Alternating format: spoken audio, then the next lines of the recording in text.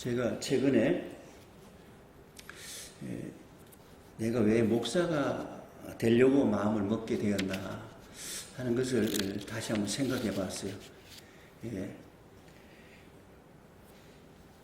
제가 어릴 때는 다 마찬가지였지만은 저희가 6.25 세대, 6.25가 막 끝나고 막 태어난 나이거든요. 그래서 6.25 막 끝나고 나서 그때 우리 대한민국은 전부 다 가난한 사람이잖아요. 전부 다 끼니를 걱정할 때였어요. 그러니까 제가 6, 7살 초등학교 들어갈 때 이렇게 보면요, 밥을 제대로 못 먹었어요. 그냥 아침 저녁으로 이렇게 김치에다가 이렇게 밥 넣어가지고 물을 잔뜩 부어가지고 휘휘 저어가지고 그렇게 그것도 아침 저녁을 한번 먹기도 하고, 또 이렇게 자랄 때니까 많이 먹고 싶으니까 많이 먹으려 그러면 어른들이 양식을 좀 걱정을 해가지고 많이 먹으면 짜고난다 그러면서 많이 못 먹게 하고, 그렇게 가난할 때였습니다. 그런 걸 보면서 첫째, 그 당시에 어린 나이에 생각할 때는 사람에게 가장 중요한 게 잘 먹는 거다. 그렇게 어릴 때는 그렇게 생각했어요. 잘 먹는 거, 배부르게 먹는 거, 배부르게 먹고 등 따뜻한 방에서 잠자는 거, 이게 이제 최고의 복이라고 생각했어요. 그래서 자라면서 무슨 생각했는가 하면, 이 다음에 내가 사업을 해서 크게 성공해서 돈을 많이 벌어가지고, 그 당시엔 고아도 많았으니까 고아원도 차리고, 또 양로원도 차리고, 또 구걸하는 사람이 많았잖아요. 집집마다 다니면서 밥 좀 주시오 하고 밥그릇 들고 깡통 들고 다녔단 말이에요. 실제로. 그런 걸 보면서 이 추운 겨울에 누울 데가 없어가지고 한쪽 길가에다가 가마떼기 덮고 이렇게 막 오돌오돌 떨면서 잠자는 사람 볼 때, 저런 사람에게 잠잘 곳을 마련해 주면 좋겠다. 이제 자랄 때 꿈은요, 사회사업가가 되는 것이었어요. 돈을 벌어서 그런 걸 차려주고, 그래서 많은 사람들을 하여금 먹고 편안히 잘 수 있는 그런 곳을 마련해주는 사람이 되었으면 좋겠다. 그게 얼마나 보람있고 가치 있는 일인가, 이렇게 생각을 했어요. 그런 가정에 청년 시절에 장애 재활원 시설을 서울에서 찾아가게 되었습니다. 왜 찾아가게 됐는가 하면, 서울에 보면 지금은 어떤지 모르겠어요. 제가 있을 때만 해도 육교 같은 데 딱 이렇게 땅통을 놓고 돈통을 놓고 앉아가지고 이렇게 막 불쌍한 걸 최대한으로 해가지고 이렇게 돈을 얻은 분국을 하는 사람이 많았어요. 그런 생각을 해봤어요. 왜 자기 멀쩡하면 왜 자기 힘으로 벌어서 먹고 살면 되지? 왜 남에서 빌어먹냐? 이 빌어먹는다는 게 얼마나 창피하고 자존심 상한 것이냐? 자기 힘으로 먹고 살면 떳떳하잖아요. 그런 생각을 해서 이 사람들이 어디 있나 봤더니 그런 재활시설이 이런 데 있더라고요. 그래서 그때 생각에 이 사람은 다 자존심이 있잖아요. 남에게 멸시 천대받고 싶은 사람이 어디 있겠어요. 창피하잖아요. 한 푼 줍쇼 돈 달라고 하는 것도 그 얼마나 자존심 상하는 것이겠어요. 그래서 자기 힘으로 벌어먹고 살 수 있도록 길을 좀 열어주는 일에 관심을 가지고 그런 일을 하려고 이렇게 생각을 하고 추진을 해봤는데, 생각외로 그런 가난하고 없고 그런 사람이 자존심이나 이렇게 그런 걸 생각하지 않고 이렇게 길을 좀 열어주려고 그래도 호응을 잘 하지 않더라고요. 호응하는 사람도 있어요. 개 중에 호응하는 사람이 있는데 별로 적극적으로 호응을 하지 않는 거예요. 그래서 왜 있냐 봤더니, 호응을 하지 않고 이 사람들이 시간만 있으면 술을 먹고 그냥 돈만 생기면 술 먹고 그냥 자고 퍼들어 자고 막 그래요. 뭐 좀 일을 하라 그래도 안 하려 그래요. 생각보다. 그래서 왜 그런가를 관찰해 보니까 그때 내가 깨달았어요. 20대니까 이제 막 뭐 세상 물정을 잘 모르니까 보니까 이 사람들, 그 사람들 입장에서는 아무런 희망이 없는 거예요. 아무런 희망이 없어요. 응? 예, 그때 당시에 사람들을 보면요. 이렇게 이제 그 장애 재활 시설에 있는 사람들 이렇게 모아놓고 밥을 뭐 그냥 주는 밥 같은 밥도 아니고 이제 뭐 그렇게 간신히 이렇게 먹이는 건데, 예? 김치에 고춧가루도 안 드는 허연 소금에 절인 것 같은 걸 먹이고 그러는데, 예, 그런 걸 얻어먹으면서도 멸시 받고 천대 받거든요. 그래서 자활의 길을 갖다가 좀 열어주고 싶었는데 움직이질 않는 거예요. 그러니까 보니까 희망이 없어, 이 사람들이. 절망하는 거예요. 왜? 어떤 사람은 보니까 그래요. 팔이 잘렸어요. 두 발밖에 없어. 몸은 멀쩡한데 말도 하고 다 하는데 자기가 뭐 할 수 있는 게 없는 거예요. 팔이 없으니까. 그리고 그렇게 시설에 있게 되는 거는 가족으로부터 이렇게 버림을 받은 거예요. 음으로 양으로 버림을 받아서 그렇게 모였어요. 그렇게 버림받은 사람들을 이렇게 보니까 희망이 없는 거예요. 내가 뭐 지금 와서 뭘 해가지고 뭐 돈 벌어가지고 먹고 산다고? 뭐 그렇게 해봐야 내가 무슨 희망이 있나? 내가 장가를 가겠나? 시집을 가겠나? 응? 내가 무슨 좋은 일이 있겠나? 그러니까 사는 게 너무 힘들으니까 힘들고 그냥 그러니까 시간만 있고 뭐 돈만 생기면 구걸해가지고 그 술을 먹는 거예요. 아니 구걸을 해가지고 술을 먹고 취하는 거예요. 뭐 그런 사람뿐이겠어요. 맹인은 맹인대로 눈을 못 보니까 그렇고 다리 잘라진 사람 다리 잘라진 대로 그렇고 내가 보니까 그 당시에 멀쩡한 사람도 이렇게 병드는 사람이 많더라고요. 옛날에 유명한 국회의원이 있었는데 국회의원 동생이 거기 들어와 있어요. 그래서 당신은 그 형님도 계시고 그 가족도 다 있는데 어떻게 이렇게 들어왔어? 결국은 버림을 받은 거예요. 버림받는데 자기가 잘 나가서 그런 자랑을 하더라고요. 자기가 대학을 나오고 어느 제약회사의 영업사원으로 다 근무를 하고 있었는데 저녁으로 친구들이 많아가지고 저녁으로 명동을 휘저으면서 막 해가지고 어깨들 거느리고 막 휘저으면서 돌아다니는데 어느 날 패싸움을 했다는 거예요. 강목을 들고 서로 뚜드려 패면서 싸우고 하는데 강목에 머리를 한 대 다 맞았는데 이게 머리에 한 대 잘못 맞아가니까 뇌출혈이 돼버렸어요.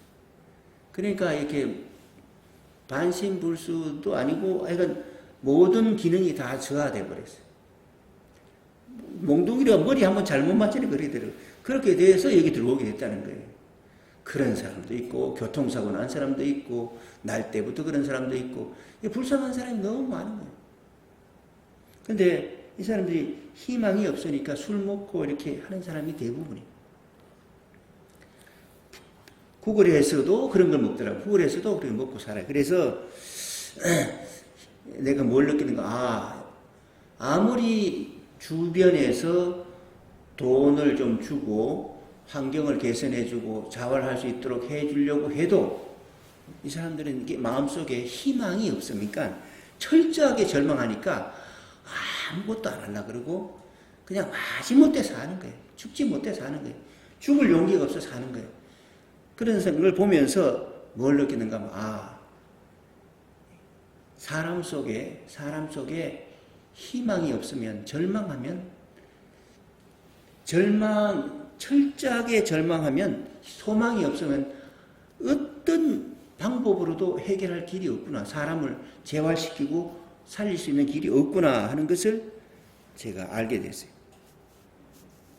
그러면서 성경에서 말씀하시기를 성경에서 하나님이 살아계시고 하나님이 인간을 구원하시는 능력이 있고 또 하나님이 예수님을 통해서 복음 기쁜 소식을 전해주었다는데 온 세상 모든 사람에게 유용한 모든 사람에게 꼭 필요한 복음, 기쁜 소식을 전해줬다는데 이 기쁜 소식이 왜 이 사람들에게는 기쁜 소식이 아니냐 이게 이 사람들에게도 기쁜 소식이어야지 이게 만민을 위한 복음이지 왜 이렇게 어려운 사람에게는 복음이 아니냐.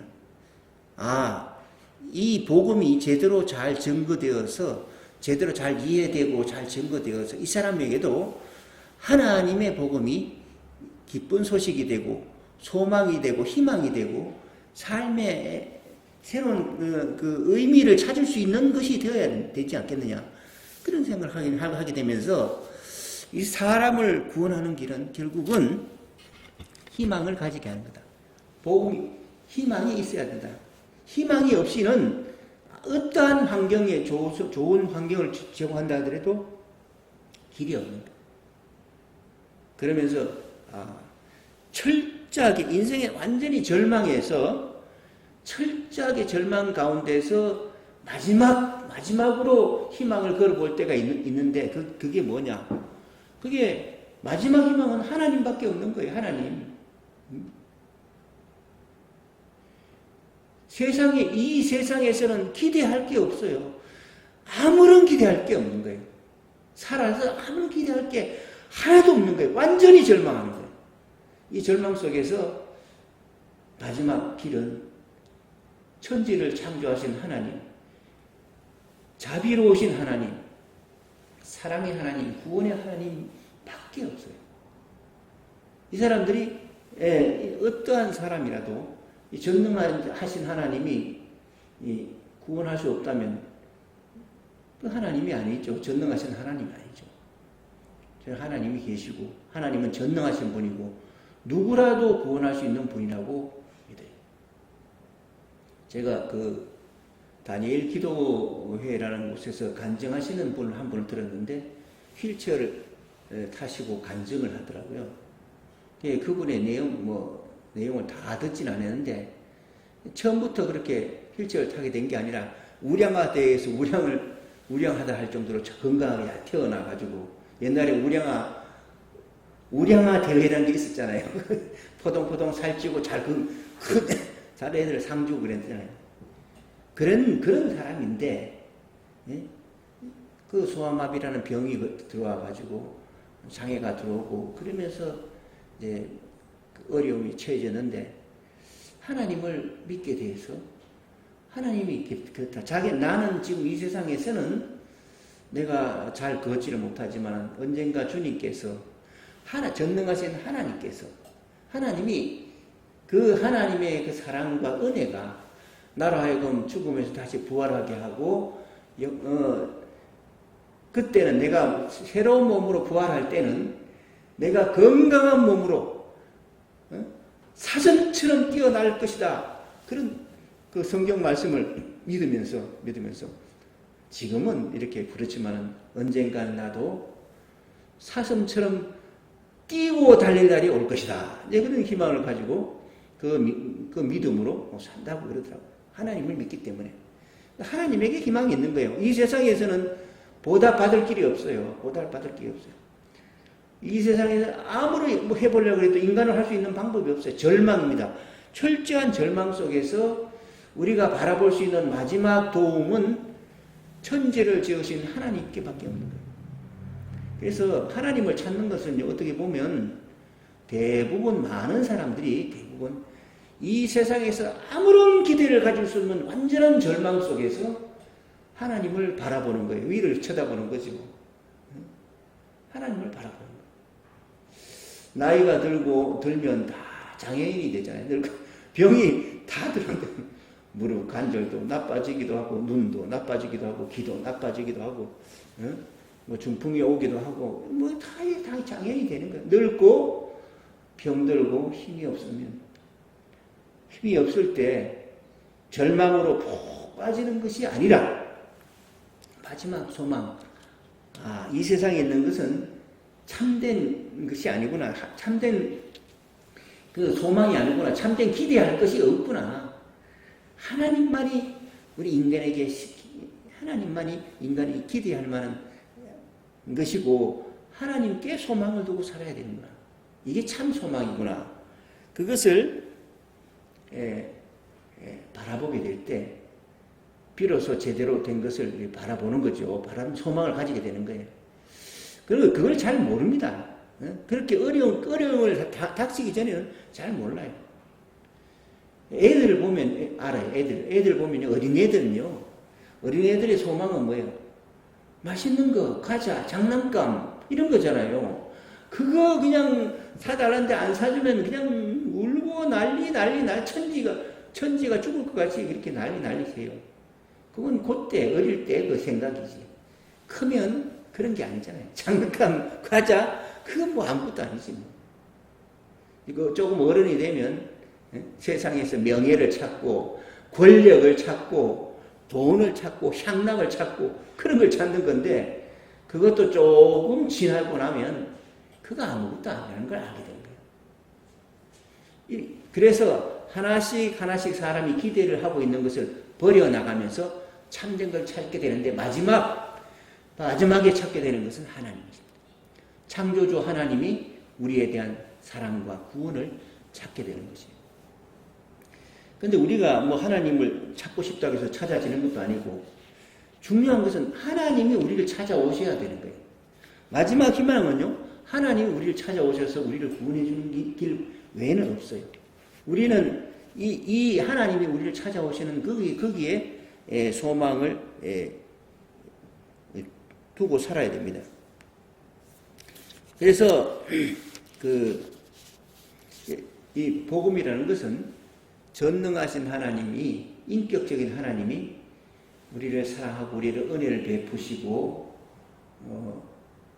우리를 구원하신 그 하나님은 그 인자하신 하나님이 우리를 구원하기 위해서 찾아오신다. 우리를 죄에서도 구원하고 죽음에서도 구원하고 그리고 허무에서도 구원하고 모든 그 얽매임으로부터 다 구원하는 전능하시고 전지하시고 전능하신 하나님이 찾아오셔서 구원하는 역사를 기다리는 것입니다. 그게 구세주를 기다리는 거예요. 하나님이 보낸 하나님 아들 구세주를 기다리는 그 마음이 되는 것입니다. 그래서 이 세상에 하나님께서 이 세상에 하나님이 오셔서 인자하신 하나님 오셔서 우리의 더러운 것도 깨끗이 씻어주시고 병든 것도 고쳐주시고 우리의 어리석음도 지혜롭게 해주시고 우리를 사랑하사 새로운 몸으로 부활하게 하시고 마음도 새롭게 해서 하나님의 아들, 딸답게 거룩한 모습으로 만들어 주시기를 하나님에 기대하는 것입니다. 그렇게 될 때 완전해지는 거죠. 하나님이 오셔야 가능한 거예요. 이러한 보편적인 전 인류 모든 사람이 갖는 보편적인 이 소망 가운데서 하나님이 구세주를 보내신 거예요. 이 예수님이 그런 의미가 있는 거예요. 예수님이 세상에 오신 하나님의 아들이고 구세주다 하는 거예요. 이 중요한 것은 이 하나님이 인간의 몸을 입고 자기가 만든 땅에 오셨는데 사람들이 알아보지를 못하고 사람들이 배척하고 거기에 문제가 있는 거죠. 그게 문제가. 예수님이 세상에 오셔서 구세주로 오셔서 하신 그 일이 뭐냐? 하신 말씀이 핵심 주제가 뭐냐? 핵심 주제가 뭐냐고 했을 때 그걸 갖다가 하나님의 나라라고 합니다. 여러분 성경 우리가 읽었는데요. 성경 8장 1절 말씀을 우리 같이 한번 읽어보겠습니다. 같이 한번 읽어보겠습니다. 쉬운 말 성경으로 같이 읽어보겠습니다. 그 후 예수께서 갈릴리 지방의 여러 도시와 마을을 두루 다니시면서 하나님 나라를 선포하시고 복음을 전파하셨다. 여기까지. 결국은 예수님이 하신 말씀은요. 하나님의 나라를 선포했다. 하나님의 나라를 선포했다. 하나님의 나라를 선포했다. 그리고 복음을 전파했다. 하나님의 나라가 복음이고 복음이 곧 하나님의 나라라는 거예요. 이 하나님의 나라라는 말이요. 천당 어떤 좋은 장소를 의미하는 그런 개념으로 설명이 되기도 하고요. 또 하나님 나라 하면 영원히 사는 것을 생각할 수도 있어요. 근데 여기서 하나님의 나라라는 말에 가장 중요한 것은요, 하나님이 다스리는 거예요. 하나님이 다스리는 나라. 하나님이 통치하시는 나라. 하나님의 주권이 이렇게 다 그대로 반영이 되는 나라를 말합니다. 하나님이 오셨어요. 우리를 찾아왔어요. 우리가 그 하나님을 바라볼 때 하나님으로 인정하고 그 하나님 말씀을 듣고 순종하고 그 하나님을 사랑하게 되면 그 하나님 나라의 백성이 되는 거죠. 예수님이 오셔서 하신 일은요, 자기가 하나님이 보내신 하나님의 아들이다, 구세주다. 제발 좀 이 사실을 믿고 받아들이라. 내가 구세주다. 하나님이 보낸 구세주야. 그 하나님의 아들이라는 것을 가르쳤어요. 그걸 예수님이 가르치는 내용이 내가 바로 오시기로 한 그 사람이다. 그래서 그렇게 하나님이 아들인 걸 갖다가 증명하기 위해서 죽은 자도 살리고 급히 죽을 사람도 살리고 모든 병자를 고치시고 여러 가지 기적을 증거로 보여주신 거예요. 친절하게도. 그럼에도 불구하고 하나님의 아들이 그 하나님이 보내신 분이라고 믿지 못하는 그런 마음을 많이 가졌죠. 첫째는 그 하나님이 이 육신을 입고 세상에 오신 하나님의 아들이라는 것을 예수님이 자기 자신을 증거했고요. 두 번째로는 자기가 이 세상에 온 것은 인류의 죄를 대신 속하기 위해서 오신 구세주다 하는 그런 두 번의 측면을 이야기하는 거예요. 그가 찔림은 우리의 허물을 위함이요. 그가 상함은 우리를 낫게 하기 위함이다. 그가 십자가에 매달리심으로 우리의 죄를 다 대속하시기 위해서 오셨다 하는 그 구약에 있는 예언자 바로 그 역할. 그 인류의 죄를 속죄하기 위해서 인류의 모든 허물과 죄와 어리석음을 다 속죄하고 깨끗이 씻겨주고 용서해주고 받아들이기 위한 그 하나님의 사랑을 증거한 것. 두 번째는, 첫째는 신분을 증거했고 두 번째는 그 하나님의 사랑을 증거했고요. 세 번째로는 예수님이 가르치는 모든 말씀이 하나님의 말씀이에요. 하나님. 근데 그 하나님의 말씀의 그 내용이 뭔가 하면 그 말씀의 내용의 핵심이 사랑하는 거예요. 우리가 사람의 언어로서 표현할 수 있는 최고의 말은 사랑인데, 사랑이라는 말이 하도 흔하게 오염이 되어 있어가지고 그 온전하게 설명이 잘 안 돼요. 십자가로 항상 설명하죠. 사랑이 뭐냐? 십자가를 봐라. 그렇게 이야기하는 거예요. 그래서 예수님의 가르침의 구원의 원리가 뭐냐? 사랑할 줄 아는 사람이 되어야 된다. 하나님이 너희를 사랑했으니까 사랑할 줄 아는 사람이 되어야 된다. 그거예요. 그래서 요한 1서에 보게 되면 그런 말이 있어요. 하나님은 사랑이시다. 이렇게 설명해요. 하나님은 사랑. 사랑이라는 개념, 그 개념으로 하나님을 대표하는 말로 사용한 거예요. 사랑이란 말로 어떻게 하나님을 다 설명할 수 있겠어요? 다 들어가지 않죠. 사랑이란 말 속에 하나님이 들어갈 수 없죠. 그러나 대표적인 하나님의 특징이 성품이 사랑이다. 뭘 사랑하느냐? 돈을 사랑하느냐? 권력을 사랑하느냐? 향락을 사랑하느냐? 이게 아니고요. 하나님과 사람을 사랑하는 거예요.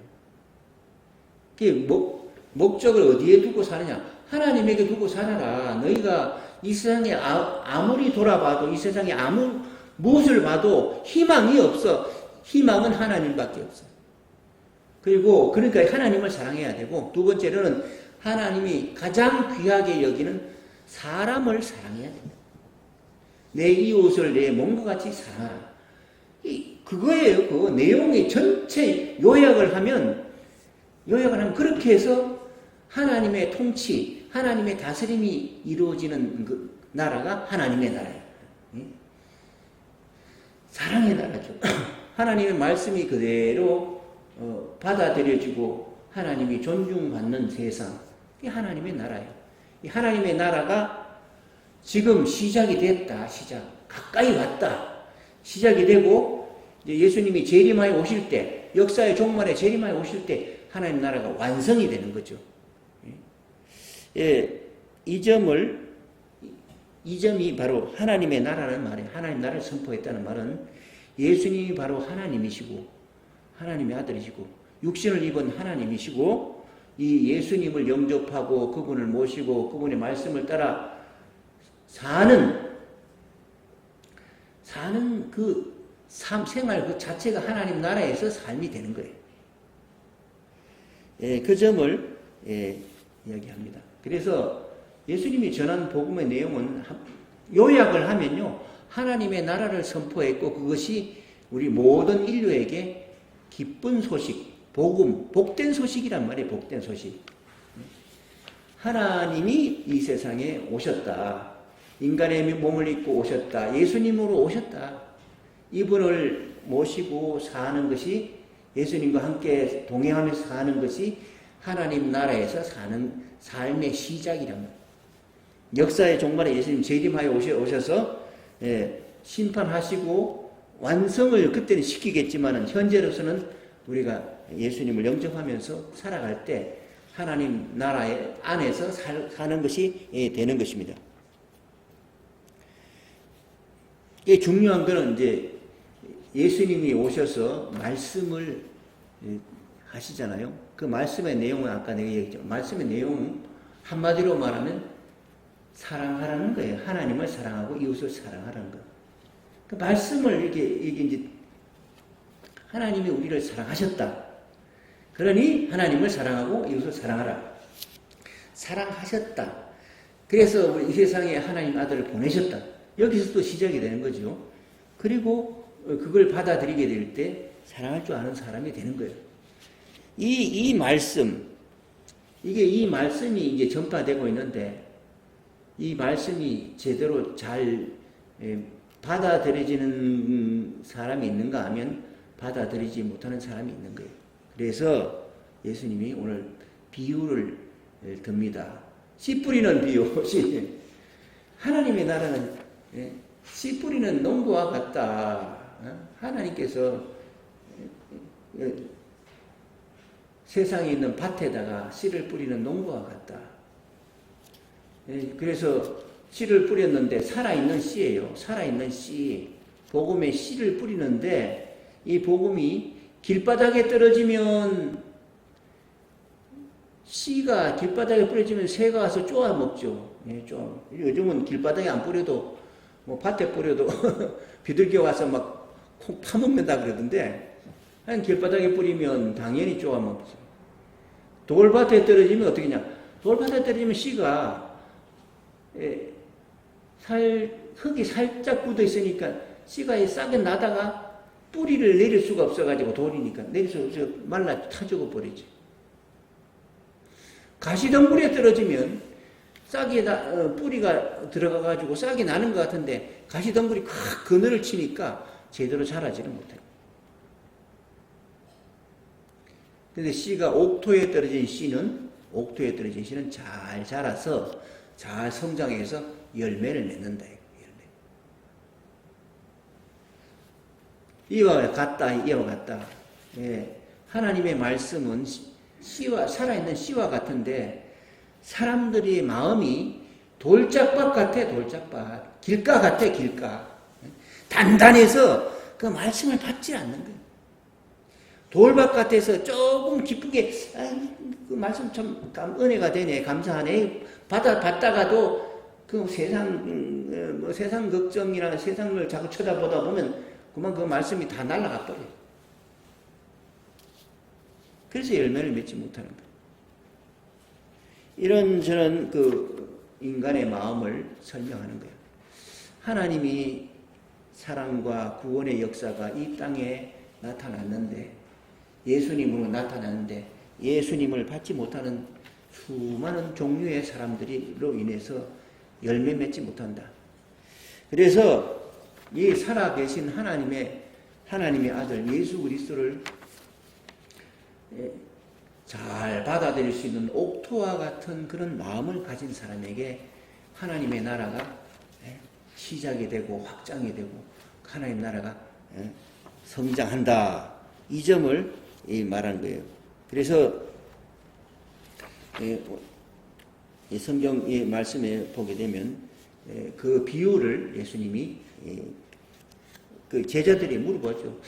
아니, 비유를 말씀하시는데 왜 비유를 말씀하십니까? 비유로 이렇게 씨 뿌리는 비유로 말씀하십니까? 그 뜻이 무엇입니까? 물어봤을 때 오늘 본문에 비유의 뜻은 이렇다 하고 설명한 것이 바로 11절에서부터 15절까지 설명해요. 아까 내가 설명을 드렸는데 같이 한번 읽어보면서 다시 한번 확인해 보겠습니다.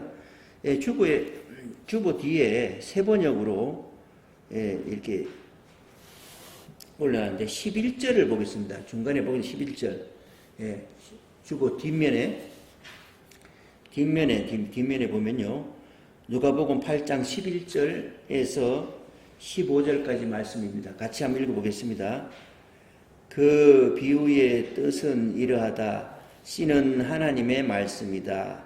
길가에 떨어진 것들은 말씀을 듣기는 하였으나 그 뒤에 악마가 와서 그들의 마음에서 말씀을 빼앗아 감으로 믿지 못하고 구원을 받지 못하게 되는 사람들이다. 돌짝밭에 떨어진 것들은 들을 때에는 그 말씀을 기쁘게 받아들이지만 뿌리가 없으므로 잠시 동안 믿다가 시련의 때가 오면 떨어져 나가는 사람들이다. 가시덤불에 떨어진 것들은 말씀을 들었으나 살아가는 동안에 근심과 재물과 인생의 향락에 사로잡혀서 열매를 맺는데 이르지 못하는 사람들이다. 그리고 좋은 땅에 떨어진 것들은 바르고 착한 마음으로 말씀을 듣고서 그것을 굳게 간직하여 견디는 가운데 열매를 맺는 사람들이다. 그래서 예수님을 세상에 오신 하나님의 아들 예수님을 마음에 잘 영접하고 나의 주 나의 하나님으로 잘 영접하고 착한 마음으로 영접하고 그 주님의 모든 말씀을 하나님이 주신 말씀으로 그 영원한 진리의 말씀, 나를 위한 말씀, 구원의 말씀 그렇게 말씀으로 기쁘게 받아들이면 그 말씀이 그 사랑의 말씀이 내 안에서 뿌리 받고 내 안에서 성장하고 내 안에서 자라나서 예수님의 말씀의 그 뜻이 열매를 우리를 통해서 나타나게 되는 것입니다. 좋은 씨는 좋은 씨가 옥토를 만나야지 열매를 맺는다. 하나님의 아들 예수 그리스도가 좋은 사람의 마음속에 영접이 되어야지 하나님의 나라가 그대로 시작이 되는 것입니다. 이 땅에서 시작이 되는 거예요. 역사의 종말의 완성은 그때 되겠지만은 현재 이 땅에서 현재 예수님을 주님으로 모시고 사는 생활, 그 생활 그 자체가 하나님 나라의 시작이라고 할 수 있습니다. 좀 성경책 우리 맨 마지막 그 8장 18절 말씀을 한번 보겠습니다. 성경책 쉬운 말 성경에 그래서 마지막으로 당부를 합니다. 예수님이 18절에 마지막 당부를 하는데 18절 같이 한번 읽어보겠습니다. 그러므로 너희는 내 말을 마음에 새겨 들으라. 누구든지 가진 사람은 더 받게 될 것이고 가지지 못한 사람은 가졌다고 생각하는 것마저도 빼앗길 것이다. 내 말을 예수님의 말씀을 새겨 가슴에 새겨 조각에 새기듯이 새겨서 들어라. 새겨 들어라. 이게 마지막 예수님 말씀 다 한 거예요. 하나님 나라의 말씀을 선포했는데 말씀을 잘 새겨 들어야지. 새겨 들어라. 그래서 가진 사람은 더 받게 될 것이고 그렇게 해서 예수님을 잘 모신 사람은 더 풍성하게 이해하고 풍성한 사랑을 느끼면서 열매를 맺게 될 것이고 가지지 마음에 예수님 말씀이 잘 이렇게 새겨지지 않는 사람은 그 조금 가지고 있는 것마저도 날아가 버린다. 빼앗길 것이다. 마귀에게 빼앗긴다. 잘 새겨들으라. 이게 중요한 거예요. 새겨듣고 이런 복음의 말씀은 또 널리 증거돼야 되는 거예요. 증거돼야. 아니 등불을 켜가지고 이렇게 옹기 속에 집어넣으면 불이, 옹기 속에 넣은 사람이 어디 있어요? 불을 켜면 다 환하게 보게 하기 위해서 높은 데다가 이렇게 등불을 놓잖아요. 전기가 위에 비춰야지, 위에서 비춰야지, 이 아래쪽에 뭐 책상 밑에 놓으면 불이 비춰지겠어요? 그런 사람이 없잖아요. 그러니까 마찬가지로 등불을 들어라. 그래서 모든 게 다 비춰지게 그렇게 등불을 들어야 된다. 그렇게 해야지 다 드러나게 된다. 그렇게 이제 함으로 말미암아 모든 숨기고 감추어진 것이 다 알려지게 마련입니다. 말씀을 잘 새겨 듣고 그리고 그 말씀을 그대로 잘 수용해서 옥토와 같은 마음으로 주님의 말씀을 새겨 들어서 열매를 맺는 그런 삶을 살게 될 때 하나님의 나라, 이 복음이 우리 마음속에서부터 시작이 되는 것입니다. 우리 마음속에서 시작이 되는 거예요. 그리고 마음에서 시작된 것이 우리의 생활 속에서 나타나게 되는 거죠. 믿음으로 구원을 받고 믿음으로 평안을 누리며 믿음으로 기뻐하며 살게 되는 것입니다. 그런 은혜가 우리에게 꼭 있어야 할 줄로 믿습니다. 기도하겠습니다. 하나님 아버지 고맙고 감사합니다. 오늘도 귀한 말씀을 들었습니다. 씨 뿌리는 비유를 통해서 하나님의 아들 구세주 예수 그리스도를 사람들이 어떻게 영접하고 영접 못하는지를 비유를 통해서 말씀해 주심을 감사합니다. 우리 마음속에 옥토가 되게 하여 주셔서 오직 마지막 희망 하나님과 하나님의 아들 구세주를 영접하여서 절망할 수밖에 없는 이 세상 속에서 영원한 소망, 불멸의 소망을 간직하고 이 땅에 지나가는 세월을 살지만은 영원한 생명을 누리며 살아가는 저희들 다 되게 하여 주옵소서. 예수 그리스도 이름으로 기도하옵나이다. 아멘.